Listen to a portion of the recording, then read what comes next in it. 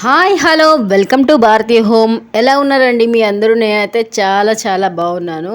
ఈరోజు వచ్చేసి మరొక మంచి బ్లాగ్తో మీ ముందుకు వచ్చేసానండి. ఈరోజు వచ్చేసి టేస్టీగా స్పైసీగా చికెన్ ఎలా ప్రిపేర్ చేసుకోవాలో సింపుల్గా చూపిస్తాను. అది కూడా లెందీగా కాదు. నేను వచ్చేసి 1 kg చికెన్ అయితే తీసుకున్నాను. దీంట్లో వచ్చేసి ఆనియన్స్, పచ్చిమిర్చి, టమాటా, అల్లం వెల్లుల్లి పేస్ట్ పెట్టుకోండి గరం మసాలాతో సహా. ఇప్పుడు ఈజీగా ఈ ప్రాసెస్ ఎలా అనేది నేను ఈజీగానే చూపించేస్తాను. ఎక్కువ చికెన్ కోసం నాన్ వెజ్ చేసేవాళ్ళు చిరాకుగా కాకుండా ఈజీగా ఎలా చేసుకుంటారా అని చెప్పేసి నేను చూపిస్తున్నానండి. నేను వచ్చేసి ఆయిల్ వేసుకొని కళాయి పెట్టుకొని ఆయిల్ వేసుకొని ఆనియన్స్ కట్ చేసుకొని వేగించేసుకున్నాను. అది అందరూ చేసేది.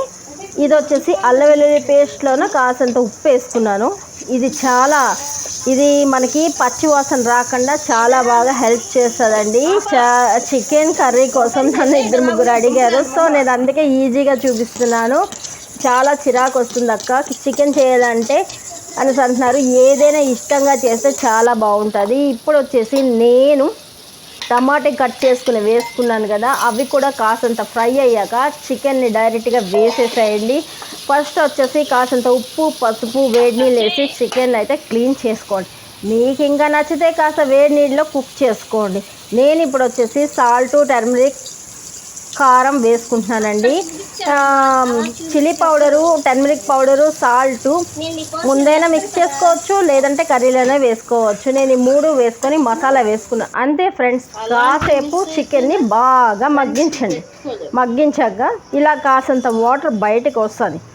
ఆఫ్టర్ మనం గ్రేవీ కోసం 1 గ్లాసుడు వాటర్ వేసి దాన్ని బాగా కుక్ చేసుకోండి.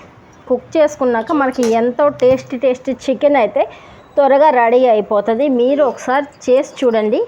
ఎలా వచ్చినా నాకు కామెంట్లో చెప్పండి. చూసారు కదా, నాకు వేడి చికెన్ అయితే మస్తుగా రెడీ అయిపోయింది. ఇప్పుడు నేను లంచ్ చేయడానికి రెడీ అయిపోయాను. ఓకే, వీడియో కనుక నచ్చినట్టయితే లైక్ చేయండి, షేర్ చేయండి, సబ్స్క్రైబ్ చేసుకోవడం అస్సలు మర్చిపోదు. Okay, bye, take care.